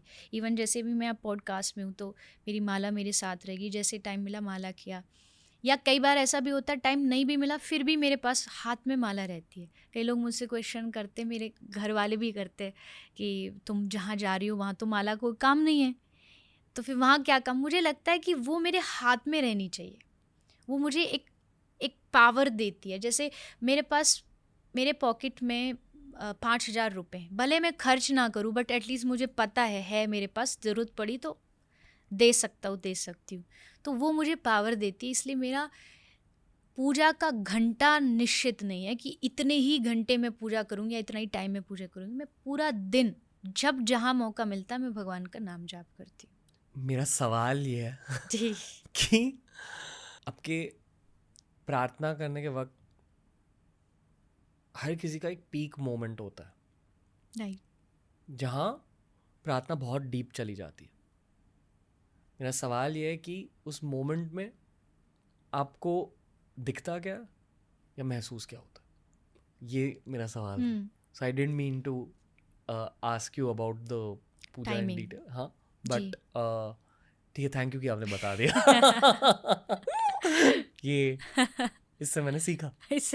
पर अब बताइए कि पीक मोमेंट पे क्या दिखता है और क्या महसूस होता है? जो मैं बोलती हूँ भगवान की लीलाएं, भगवान की कथाएं, या जो मैंने बचपन से सुनी है, या जो वृंदावन में जन्म लेने के कारण मैंने देखी है, जिसमें बहुत सारी लीलाएं, लाइक भगवान राधा कृष्ण की बहुत सारी डीप वाली जो लीलाएं हैं ना, एकदम जो इसको हमारे अध्यात्म की भाषा में कहते हैं निकुंज लीला। निकुंज मतलब भगवान का एक जगह है जहाँ भगवान लीला करते, निकुंज है मतलब बहुत सारा वन है, पूरा वातावरण वहाँ का बहुत शुद्ध है, बहुत सारे पक्षी हैं आसपास, यमुना जी बह रही, उसको निकुंज बोलते हैं, भगवान का निकुंज। तो वहाँ पे भगवान कृष्ण की, राधा रानी की, गोपियों की अलग अलग लीलाएं होती हैं।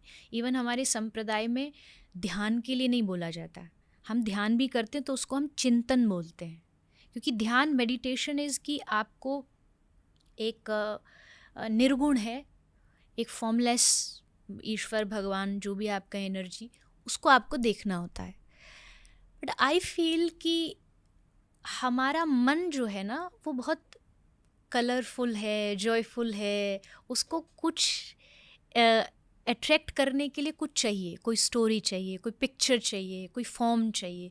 तो वो फॉर्म, वो पिक्चर, वो स्टोरी, वो लीला मुझे भगवान श्री कृष्ण की लीलाओं से मिलती है। लाइक अगर आज मेरा मन है कि आज मुझे भगवान की जो भगवान ने गिरिराज उठाए एक उंगली पे, वो लीला सोचनी है, उसका चिंतन करना है, तो आज मैं वो चिंतन करूँगी। आज के दिन का मेरा जो टॉपिक होगा विचार करने का, वो भगवान कृष्ण की वो लीला होगी। आज मेरा मन करा भगवान की महारास लीला, जो वन ऑफ द भगवान की सबसे प्योर और शुद्ध लीला है, महारास लीला, मैं वो सोचूंगी। उसमें भगवान किस तरह से श्री राधा रानी से मिल रहे हैं, लीला कर रहे हैं। ये मेरा मेडिटेशन है, वे ऑफ मेडिटेशन है, जिसमें भगवान की रोज़ अलग अलग लीलाओं का ध्यान करना होता है, चिंतन करना होता है।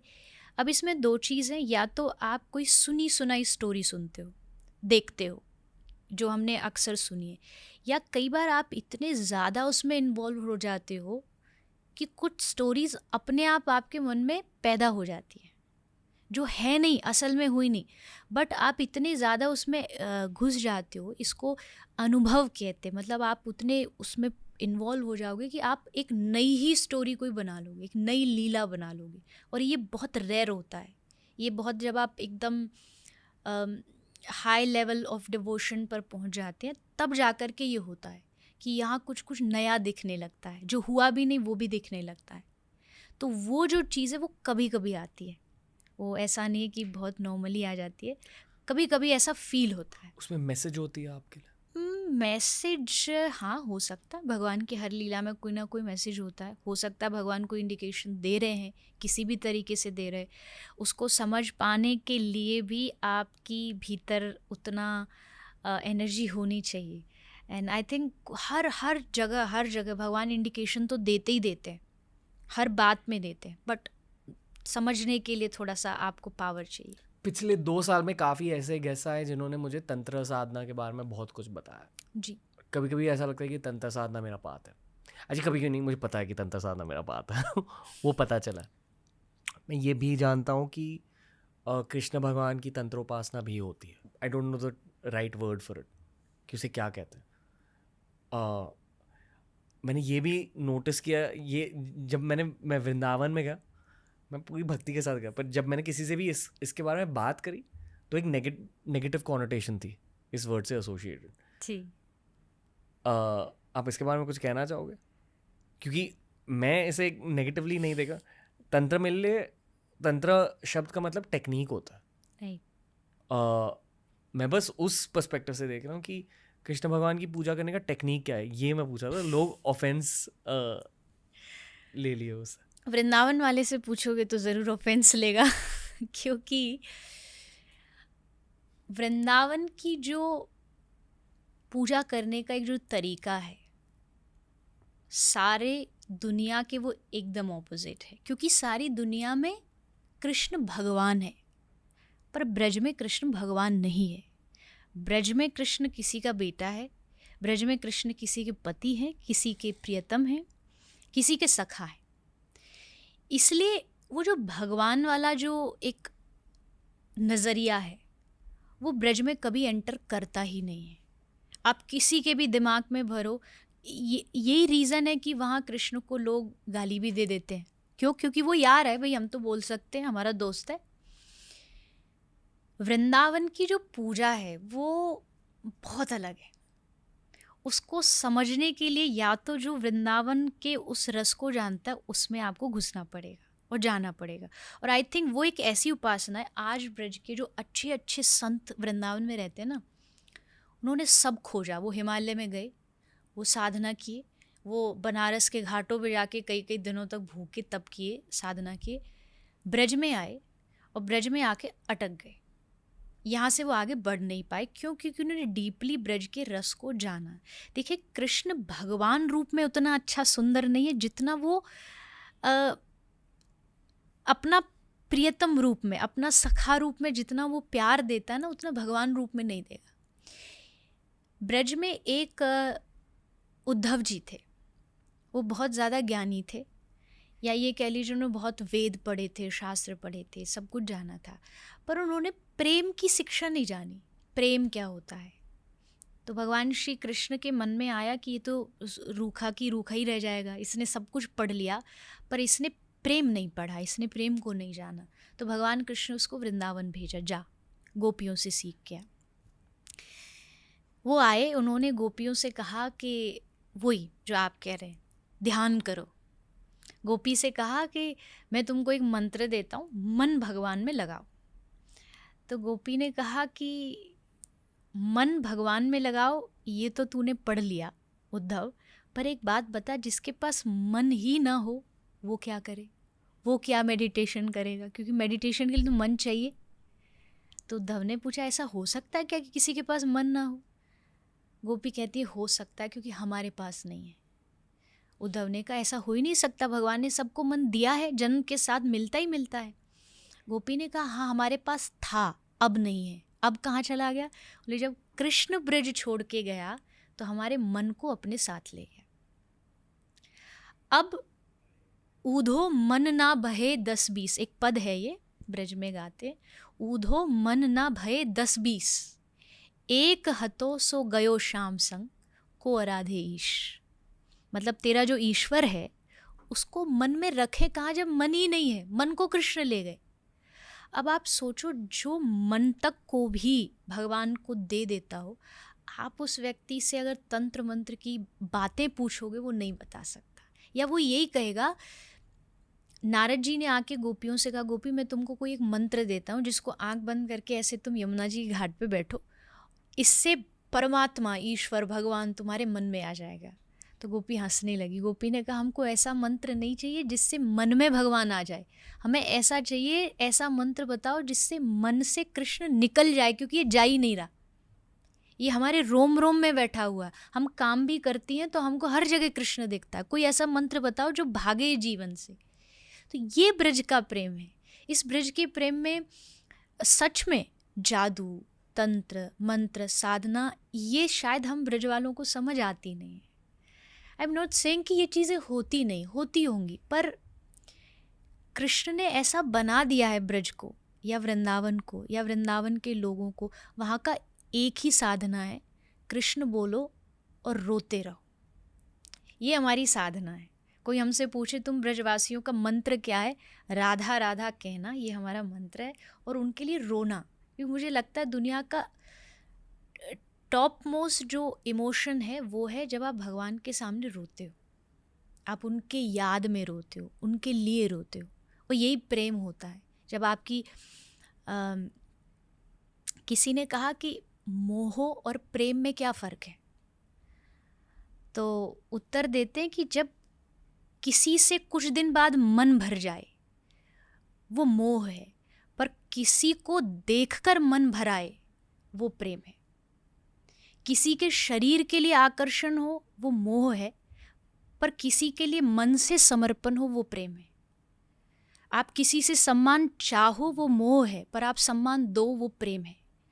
आप तू मेरा है सिर्फ यही बोलोगे तो ये मोह है, और मैं सिर्फ तुम्हारा हूँ ये प्रेम है। तो मुझे लगता है हमारे ब्रज में, अगर जैसा आपने कहा कि थोड़ा सा लोग इसको नेगेटिव लेते हैं उसका रीज़न बस इतना ही है कि हम लोग बस प्रेम करना जानते हैं। हम लोग बस कृष्ण और श्री राधा रानी का नाम लेते, ना हमें कोई साधना जाननी है, ना हमें कोई भविष्य जानना है। हम बस उनका नाम लें और बस दिन रात उनको याद करें, ये हमारी उपासना है। ऑडियंस को बस ये कहना चाहूँगा कि वृंदावन जाइए। हाँ, आप समझोगे कि वृंदावन क्या चीज़ है। एक और बोनस पॉइंट है, मैं एक मंदिर को लेकर थोड़ा पार्शल हूँ वृंदावन में, क्योंकि मुझे कुछ एक्सपीरियंस हुआ वहाँ। एक्सपीरियंस क्या हुआ ये नहीं बताऊँगा, पर वो उस मंदिर का नाम है राधा रमन। अरे वाह, बहुत तो बहुत अच्छी जगह, बहुत अच्छा स्थान, वहाँ जाइए। वहाँ जाना चाहिए। मोस्टली लोग, कुछ लोग जो नहीं जानते तो शायद नहीं जा पाते, बट राधा रमन जी ब्रज के लाडले ठाकुर में से एक है, लाडले वाले, क्योंकि वो बाल रूप में है। और राधा रमन जी की आपने बात किया, तो राधा रमन जी इसलिए भी क्योंकि और जितने भी भगवान हैं वो ब्रज से बाहर कभी ना कभी गए हैं। जैसे बिहारी जी भी एक बार ब्रज से बाहर गए थे जब मुगलों का राज था, शासन था। राधा रमन जी कभी नहीं गए ब्रज को छोड़ के, और उनकी दिव्यता ही अलग है, क्योंकि वो शालिग्राम से प्रकट हुए हैं राधा रमन जी। तो बहुत सुंदर स्थान है वहाँ, जो भी वृंदावन जाए ज़रूर जाना चाहिए, दर्शन करना चाहिए। जयपुर में कौन सा? गोविंद देव जी, गोविंद देव। वो वृंदावन के ही भगवान हैं, मूर्ति वृंदावन की है। पर जब मुग़ल शासक आए, मंदिरों को तोड़ने लगे, तो उस समय राजा मान सिंह ने बहुत सारी मूर्तियों को सेफ्टी के हिसाब से दूसरी जगह भेजा, तो वो जयपुर ले आए गोविंद देव जी को। एक और वृंदावन के भगवान है मदन मोहन जी, सबसे पुराना मंदिर वही है। उसके जो भगवान है वो भी राजस्थान में करौली जगह है, तो वो वहाँ पर शिफ्ट कर दिए गए, तो वहाँ उनकी पूजा होती है। राधा रमन जी क्यों रह गए? राधा रमन जी का मुझे लगता है, हम कहते राधा रमन जी पक्के ब्रजवासी हैं, और कई ऐसे ब्रज के लोग हैं जो ब्रज से बाहर जाते नहीं। आज भी हमारे ब्रज में से बहुत सारे संत हैं, उनका संकल्प है वो ब्रज के बॉर्डर बाउंड्री को क्रॉस नहीं करते, वो हमेशा उसके अंदर। इवन उनका तबीयत कितनी भी ख़राब हो जाए, डॉक्टर बुलाते हैं, बट वो ब्रज से बाहर नहीं जाते। तो आई थिंक राधा रमन जी भी उन्हीं पक्के ब्रजवासियों में से एक है कि मैं इससे बाहर जाऊंगा नहीं, क्योंकि ब्रज से ठाकुर जी को बहुत प्यार है। एक पद में हम गाते हैं ब्रज के लोग, नारायण दास जी का वो पद है, उसमें लिखा है कि यद्यपि मिले कोटिक चिंतामणि, हरिहु को न निहार, रेमन वृंदा विपिन विहार। मतलब उसमें ये लिखते हैं कि ब्रज के बाहर, ब्रज की बाउंड्री के बाहर अगर कृष्ण खड़ा है और वो कह रहा है कि यहाँ आ जाओ, मैं इस तरफ मिलूँगा, तो भी तुम ब्रज से बाहर जाना नहीं, क्योंकि हमको वही कृष्ण चाहिए जो ब्रज वाला कृष्ण। क्योंकि ब्रज से बाहर जाते ही कृष्ण में थोड़ा सा एक राजा वाला फील आ जाता है, क्योंकि वो मथुरा में भी राजकुमार थे, द्वारिका में भी वो राजा बने, बट ब्रज वाला जो कृष्ण है वो बहुत ईजी है, वो सबके साथ खेलेगा, बातें करेगा। तो हमको वही कृष्ण चाहिए जो वृंदावन वाला है। वृंदावन से बाहर अगर कृष्ण मिल भी जाएगा तो हम देखेंगे नहीं उसको। ये प्यार है लोगों का अपने वृंदावन के लिए और अपने ठाकुर जी के लिए। okay. मुझे याद भी नहीं कि गुस्से की फीलिंग क्या होती है।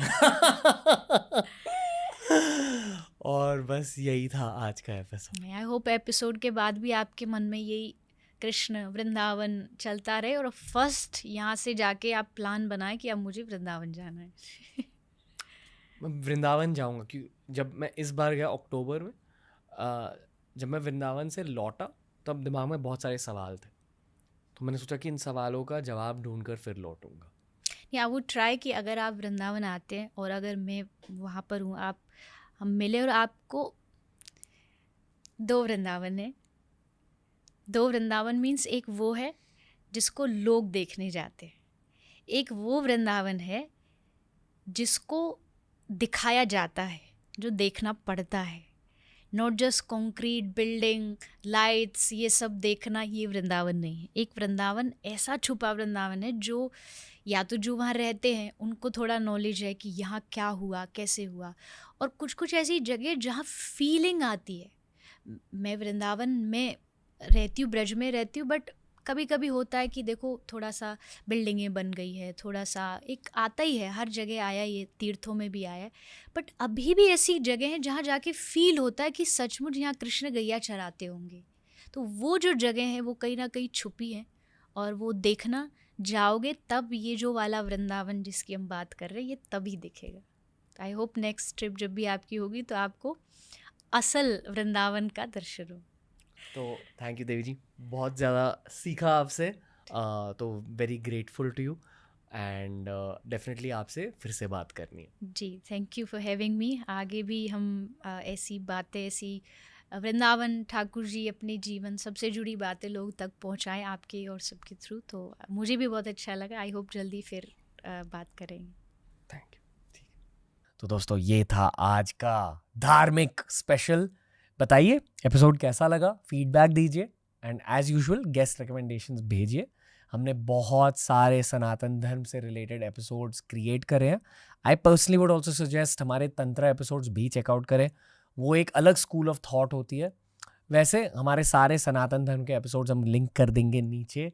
बाकी TRS एपिसोड्स भी देखिए, उनसे सीखिए। आपकी सोल को, उसी सोल की जर्नी को बहुत ज़्यादा फ़ायदा मिलेगा इन बातों से। TRS will be back soon. Ranveer and the team will also be back very soon. Hare Krishna.